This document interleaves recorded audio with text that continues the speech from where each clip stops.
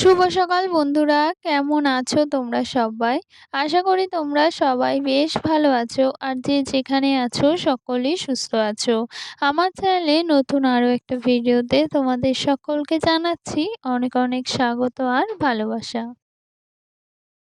আজকের দিনটা রবিবার, ঘড়ির কাঁটাতে এখন সময় হয়েছে প্রায় সকাল ওই ৭টা মতো। আর এইদিকে না আজকে অনেক দিন পর সকাল সকাল তোমাদের সাথে আমাদের গাছের এই মিষ্টি মিষ্টি ফুলগুলো কিন্তু শেয়ার করছি। ভীষণ ভালো লাগছে জানো তো। তবে কি বলো তো, ওই যে রোজ রোজ তো ফুল ফোটে না, মানে এখন যেহেতু ঠান্ডার সময় পড়ে যাবে, এখন না এই যে সাদা ফুলগুলো একদম ফুটবে না।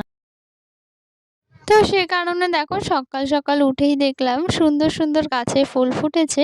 ভাবলাম তোমাদেরকেও একটু দেখিয়ে দিই। আর এই যে সকাল সকাল যদি গাছের এই মিষ্টি মিষ্টি ফুলগুলো দিয়ে ব্লগটা শুরু করি না, তাহলে ভীষণ ভালো লাগবে। তো যাই হোক, দেখো ওইদিকে তো তোমাদের সাথে ফুলগুলো শেয়ার করলাম, আমিও দেখলাম ভীষণ ভালো লাগছিল সকাল সকাল গাছে এরকম ফুল ফুটেছে। আর সাথে দেখো রান্নাঘরটা তো পরিষ্কার করতে হবে, কারণ ওই যে রাতে রুটি করা হয়েছিল। তো সে কারণে সকালবেলা যদি রান্নাঘর পরিষ্কার না করি, তাহলে এই রান্নাঘরে না একদম রান্নাবান্না করতে পারবো না। তো যাই হোক, দেখো সে কারণে কিন্তু এই যে সকাল সকাল রান্নাঘরটা পরিষ্কার করে নিচ্ছি।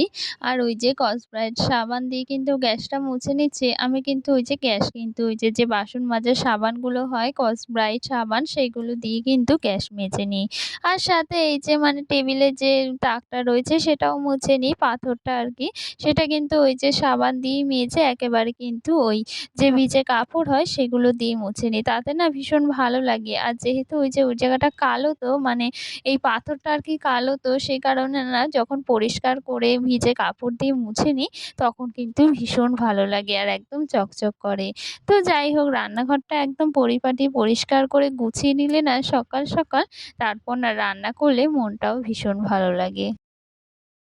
আর আজকে যেহেতু রবিবার, সেহেতু তোমাদের দাদাভাই বাড়িতে রয়েছে। তো সে কারণে এই যে সকাল সকাল ভাবলাম যে সকালে কিছু রান্না করা যাক, যেটা সকালবেলা খাওয়া হবে। যেহেতু ও বাড়ি রয়েছে সেহেতু সকাল সকাল না ওই যে কিছু খাবার দাবার তো বানাতে হবে। তো সে কারণে এই যে রান্নাঘরটা একদম পরিষ্কার করে নিয়েছি আর তারপর রান্না বসিয়ে দিয়েছি। আর আজকে রান্না বলতে না একটু ফ্রাইড রাইস করছি। ফ্রাইড রাইস বলতে ওই যে মানে ঘরে ভাত ছিল, তো ভাবলাম সে কারণে এটা আর কি একটু ডিম, পেঁয়াজ, আলু দিয়ে আর একটুখানি সয়াবিন দিয়েছি। সয়াবিনটা দিলে না ভীষণ ভালো লাগে যখন সয়াবিনটা মুখে পড়ে। তো যাই হোক, তাই দিয়ে কিন্তু একটু তেল দিয়ে আর ভেজে দিচ্ছি। এটা খেতে না ভীষণ ভালো লাগে। আর এই খাবারটা না অনেকেরই আমি খেতে দেখেছি, মানে অনেকেই কিন্তু এই খাবারটা খায় যে এই বাসি ভাত থাকলে সেটা আর কি ফ্রাইড রাইস করে। এটা আর কি ঘরোয়ারি মানে একটা রান্না বলতে গেলে, ঘরোয়ারি একটা ফ্রাইড রাইস করা। তো যাই হোক, সে কারণে এই যে ডিম দিয়ে আর সাথে ওই যে কিছু পেঁয়াজ রসুন এগুলো দিয়ে কিন্তু ভাতটা ভেজে দিয়েছি। তো মানে খেতে কিন্তু ভীষণ ভালো হয়েছিল আর সকলে কিন্তু বেশ পছন্দ করে। তো যাই হোক, সকালে রান্না বান্না দেখো আমি সেরে নিয়েছি আর এইদিকে কিন্তু ওই যে চিকেন আনা হয়েছে, সেই চিকেনটাই কিন্তু আমি পার করে নিচ্ছি।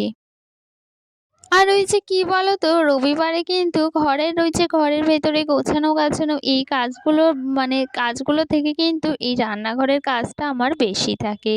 কারণ ওই যে তোমাদের দাদাভাই বাড়ি থাকে, মানে আমার হাসব্যান্ড বাড়ি থাকে, সে কারণে ও তো ওই যে ঘরেই থাকে। আর বিছানাটা না সকালবেলা আর গোছানো হয় না। ওই যে ও শুয়ে থাকে আর সে কারণে বিছানাটাও গোছানো হয় না। আর ঘরের কাজকর্ম না সেভাবে করা হয় না। তো ওই যে সকাল সকাল রান্না-বান্না করতেই চলে আসি। তো যাই হোক, রবিবার মানে কিন্তু ওই যে রান্না-বান্না সকাল থেকেই শুরু। তো যাই হোক, রবিবার তো তাতে আর গৃহবধূদের কি বা হবে বলো? রবিবার হোক আর সোমবার, গৃহবধূদের কিন্তু প্রতিদিনের একই রুটিন পালন করে যেতে হয়।